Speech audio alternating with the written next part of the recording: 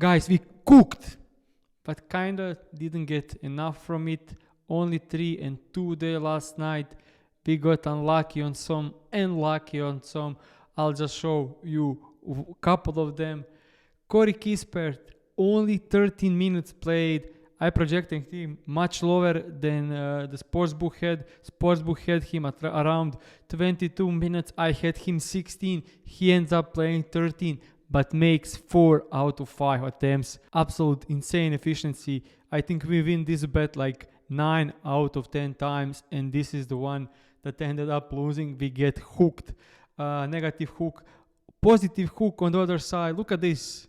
What's this? Like Jalen Green, Paolo Banchero type of breaking. So many X's around layups, which is insane. Nolan Traore ends up with 11 points, 5 assists. We win at 16 points and assists. But look at this. 2 missed free throws, missed like 5 layups, breaking 4 from 14. So that bet should won easily. Other loser we had on the channel is, we can see, we had winner on Desmond Bain. First half win on Desmond Bain. He scored 36 points. Igram, easy first half win, 6 assists. And Kalkbrenner, 6 first half points, and then gets injured and didn't play in the second half. We deserved at least 4-1, but small profit. Still, we can see we are up to 22 units of profit. Still over 10% ROI. So, yeah, looking great. And let's dive into today's slate. We have a bit smaller slate, like we have only 3 games on the board, but we can see that couple of interesting ones. The first seed from the East against the Spurs.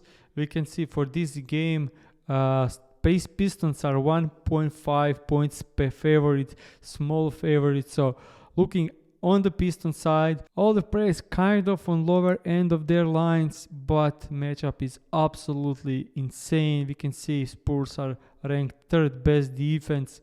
If you take a look at the last 15 games, they are 6th. If you take a look at the last 10, they are 5th. So overall, great defense when Wemby is on the court. They play at a slow pace. They don't allow points in the paint. So rough matchup for kind of everyone on the Pistons. I kind of lean under on Cade Cunningham, but I just can't make that official because this dude is just rocking the numbers. Looking at the last couple of games when it was not blowout, he covered this in 6 out of 7 games, averaging 30 points a game. Like this against the Bulls, he didn't care to score. He had 18 points because they were winning a lot. And then you look at the assists, he had 13 assists, 21 potential. So he was just dishing out. So yeah, this line looks a bit high, but lately he's been cooking, and so can't do that. But moving on the side of the Spurs, we can see Victor Wembanyama could definitely be in a great spot. He didn't play a very competitive game in a long time. They easy win against the Kings, easy win against the Suns, easy win against the Golden State Warriors. 40 points in 26 minutes in an easy win against the Lakers, easy win against Dallas, easy win against Dallas. So he was cooking, even though they won by a lot, so he didn't have to. Looking on paper, a very difficult matchup, but the one thing with Pistons, they usually don't tend to double. And when you don't double Victor Wembanyama, he usually cooks you.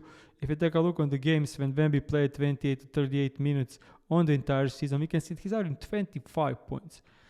And some of the teams that doubled the shit out of him, so when he stayed under, and he is not double team, he's scoring more than 25 points a game. When I look at games with Fox, with Castle, with Vassell, he's still averaging 25 points a game, doesn't change much. So yeah, I'm leaning over, but the matchup is nightmare. So yeah, staying away from this. And then let's move to the Kelon Johnson. This will be our first official bet. Kelon Johnson under 11.5 points. Pretty much widely available at -125 at DraftKings, Caesars, and a couple of other spots. BetRivers even has -114. Great numbers overall. So Kelon Johnson under 11.5 points. I've had this prepared. I bet myself 16.5 points and rebounds under, and I bet 19.5 points, rebounds, and assists under, but that moved, so I can't do much on that. So I'm shifting this towards points. Still think it's great, and I'll show you why. So looking at the last couple of games, we can see against the Kings he played 21 minutes. Against the Suns he played 20 minutes. Then against the Golden State Warriors he had a great game and he played 29. But looking at the games prior, 21 minutes against the Lakers, 16 minutes against the Dallas Mavericks, 19 minutes against Dallas. So if you take a look over the last, I will say, like 6 games, he's averaging 21 minutes per game. And besides that one game where he got like 29 minutes when he got hot and they ran with him, he's actually averaging 20 and played up to 25. So like 16 up to 25 should be the range for Kelon Johnson. So if you take a look at the games when he played 16 up to 25 minutes, we can see that he's averaging 11 points a game. But let's now include games with Wemby in. Now that goes down to 10.6 points. Let's now include games with Fox in. With Fox in and with Wemby in, he's at 9.5 points average, only covered in 7 out of 21 games. But look at the matchup. Red. All the red. He's playing against team that's great defense. 72% of his points come from the inside the 10 feet. Pistons allow second least. They are also great against his dominant play type, which is spot up, and they are also great against transition. So they are top 5 in area and top 5 in the play type, and then in the secondary play type transition they are top 10. So very rough matchup. We can see Christian Brown, OG Anunoby, Derrick Jones, PJ Washington, players like similar to Kelon Johnson covered their lines in only 5 out of 15 games against the Pistons, and they average 14% points less than their season than their closing lines average. So yeah, very rough matchup for Keldon. And now let's do some filtering on this one. I think it's first one against position. They are 8 against his position. Looking at the spot up, we can see they are third, but he has a great correlation with scoring in the paint. So when we exclude bottom 10 teams in paint defense, and Pistons are third best, look at this. He covered this line in only 1 out of 11 games, averaging 7.7 points a game. Absolutely amazing spot. So he's losing minutes. He's getting into a rough matchup. Everyone is healthy on the Spurs. So my first official bet of the day, Kelon Johnson under 11.5 points. Moving on to the next game on the board. We only have 3, but we'll try to do something with it. This one is rough. Kings against the Grizzlies, 2 tanking teams. This guy is absolutely amazing this season. 17.5 points line, even some 18.5 points line. And the fun thing is he's only playing 20 minutes a game. So he's kind of averaging like more than 30 points per 36 minutes. Like he's in the range of like Luka Doncic in points per minute, which is insane. He's averaging like 0.95 points per minute. Absolutely insane. But matchup is great.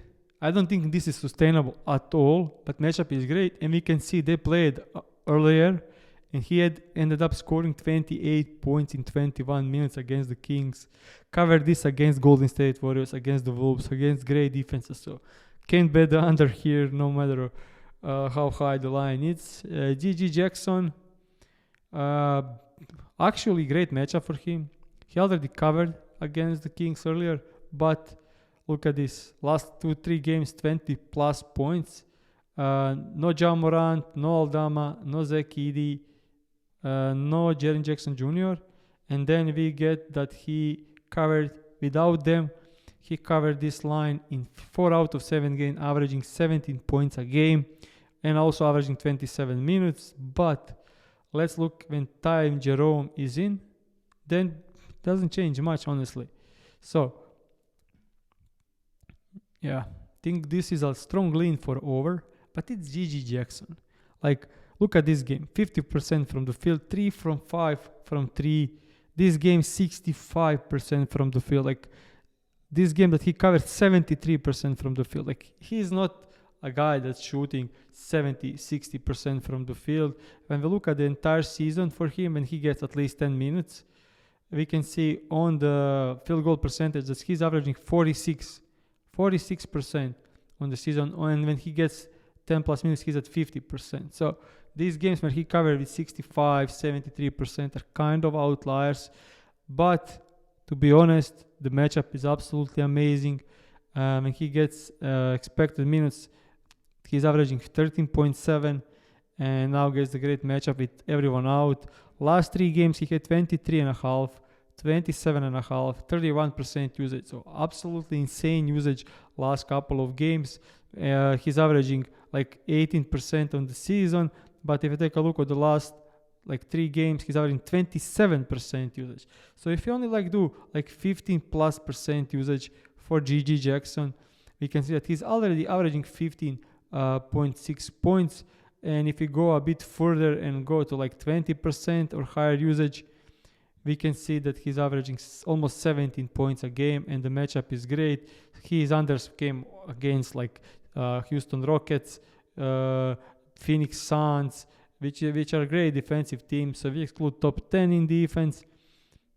Doesn't change much because he just scored 28 on 4 best defense. So definitely leaning over for GG Jackson, but I hate this game.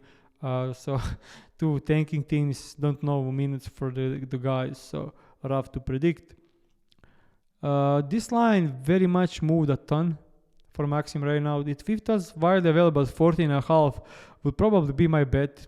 I'm really big fan of Maxim right now, but 15.5 a bit too much for me. Also, guys, before we dive into the last game on the board, I can see that 30 to 40% of you watching are not subscribed, so make sure to subscribe and smash that like button. Let's just move to the next game, Jazz against the Rockets. Look at the Rockets. They lost to the Knicks, barely win against the Hornets, lost to the Clippers, barely win against the Clippers, barely win on OKC without their best players, lost to the Hornets, lost to the Boston Celtics, barely win against Dallas. So lately they've not been blowing out teams. They are very struggling on the offense. I think they have 6th worst offense over the last 2 to 3 weeks. So yeah, they're struggling. They're not blowing out teams, and the spread is 13.5. So I should be kind of afraid to bet an over in this game because big spread could be a blowout. But I think I'm going to have a bet in this one because I don't think they'll blow them out. So looking at Alper and Şengün, think this is a perfect buy low spot for Alp. If you take a look at the last, I don't know how many, let's do last 15 games, he's averaging 17.9 points a game. Only covered this in 4 games. Yeah, not looking great, but there is something to it. Let's look at the teams he faced over that period. He faced Spurs covered in a tough matchup. 76ers missed 5 free throws, shot poorly, played against Embiid.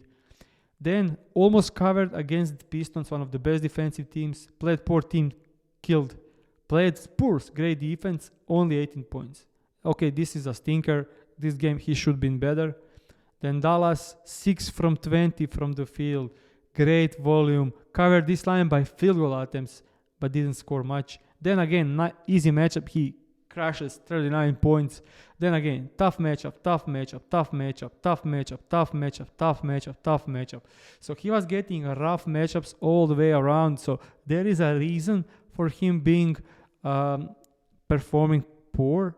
If I take a look at paid defenses, that most of these teams are above average in paid defense. He only played 2 teams, Dallas and Pacers, who are below average in paid defense, and he scores almost all of his points in the paint. So that's very much correlated. Then looking at defensive ratings, all of these teams were outside the bottom 10 in defensive rating. So he didn't face the poor defense, and now he's facing the worst defensive team in the league. So there is that. Also, most of these teams kept playing at very poor pace, 6th slowest, 5th slowest, 3rd slowest, fifth slowest pace, the slowest pace. So he played great paint defenses with slow pace. So let's now dive into the matchup. So Utah Jazz plays second highest pace, the worst defense in the league, sixth most points to his position. Similar players killing against them. They are horrible against pick and roll, man, transition, free throws. So let's adjust for the matchup.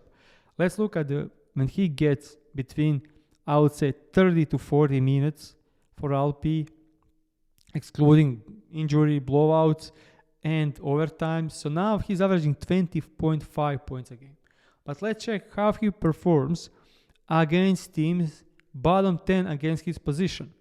And look at this, just one filter used, and now he covered in 11 out of 13 games, averaging almost 25 points a game. So let's try to not use filters in defense against position. Let's look at the pace. When he's facing teams who play at the highest pace, top 10 in pace, he covered this in 8 out of 9, averaging 26 points a game. So either one of those, he's looking great. He's covering in almost every single game, averaging 25 points. But now he gets both team top in pace and team worst defense against his position. So let's look at the paint defense. Let's look at paint defense. When he is not facing teams who are like top 5 in pace, just not top 5, his win rate goes from 50% to 63%. And now he's averaging 21.5 points. Only when we excluded teams who are top 5, not top 10, top 15. We excluded only top 5. Let's move forward. When we exclude top 13 teams in paint defense, like all the teams that are above average, now he's averaging 22.6 points a game, and he's covered this in 13 out of 19 games. If you move even further, now he's 72% win rate, 23.1 points average. So yeah, look great no matter which way we look. We look at defensive rating alone. When he's facing teams who are bottom of the league, like bottom 10 teams, another one with 22. Okay, all these are correlated. Poor defense is probably poor paint defense. Poor defense is probably poor defense against his position. So there is some overlap there, but this looks great. So my second official bet today, Alper and Şengün, over 19.5 points. Second official bet, pretty much widely available, -105, -108. There are some 18.5 lines. If you can find those, definitely take a buy there, because he's scoring between 19 and 22 points a lot. So yeah, smaller slate, guys, but I think I came up with two of the best bets on the entire slate. Hopefully we have some luck there. I wouldn't mind if we get 2 positive hooks. So doing the best we can with this smaller slate, but tomorrow we have another 11-game slate. Can't wait, guys, to dive deeper into the tomorrow's slate. But honestly, I don't mind some of these slower, smaller slates, because less work and you can dive deeper into some of the bets. So yeah, let me know in the comments what's your best bet for today, and see you tomorrow.